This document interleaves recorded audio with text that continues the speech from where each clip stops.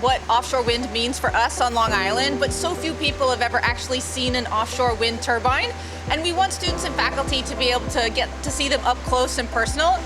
We have probably a dozen departments represented here, and this is a chance for them to think about this problem together because it's a very integrative problem and we're going to need integrative solutions, and we can't do that unless we're actually talking and working with one another. Artists are thinking about this, and engineers are thinking about this, and marine scientists are thinking about this. So I think the lessons that we learned today will be invaluable when we get back to campus later.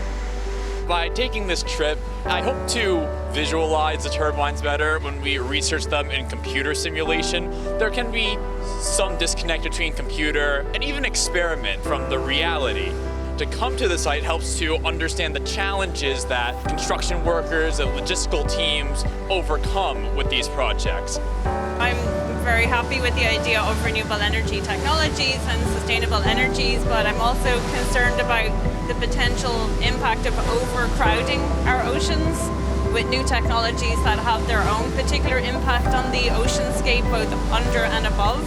I know that they're planning on building a lot more offshore wind farms around New York, so I want to be around here for the next few years and just document that. For my research, I fly drones over penguin colonies in Antarctica. I'll be putting a drone up in the air when we get near the wind farm and get some practice that way. So I study seabird ecology.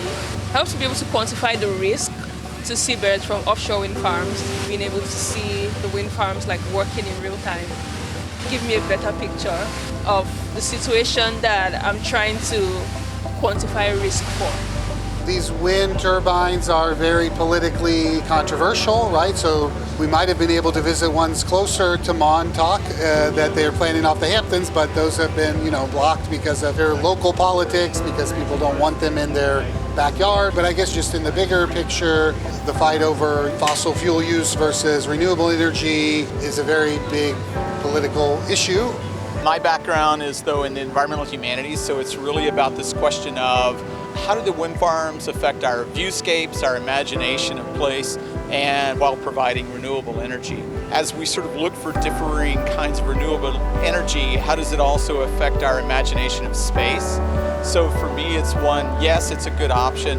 Is it the only option? Probably not, but I'm really interested in how people imagine what this future will be, finding new forms of renewable energy. I develop robots that can go out into the world and accomplish tasks in places that are difficult to get to, difficult to navigate, or dangerous for humans. Coming out here to the wind farm was a good opportunity to check out some infrastructure in a place like that. Climate change is a slow motion train wreck, and we are in the middle of that train wreck right now. My guess, it will take a generation to bring it to a halt, and it will take probably 2 more generations to reverse it. But of course, if you're digging yourself into a hole, the first thing you do is stop digging.